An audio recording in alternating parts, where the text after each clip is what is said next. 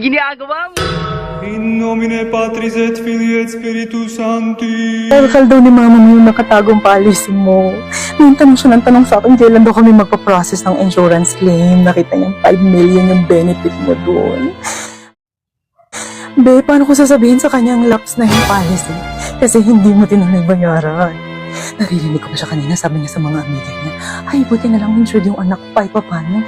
Yung bahay na sinimulan niya, mapapatapos namin. At yung mga bata, mag-i-enroll pa rin next year. Be, ano nga nang gagawin ko? Di ba na kailang beses akong sabi sa'yo, huwag na huwag may papalaps yun, ha? Sabi ko sa'yo, unahin mo yun, i-prioritize mo yun, kinulit-kulit kita, pero anong ginawa mo? Inuna mo yung Japan, inuna mo yung Korea, inuna mo yung concert, inuna mo yung iPhone, ha? Anong yung gagawin ko? Bumalik ka dito, ha? Magpaalam ka muna dyan. Bumalik ka dito, mag-reinstate tayo. Bilisan mo. Gigil ako sa'yo.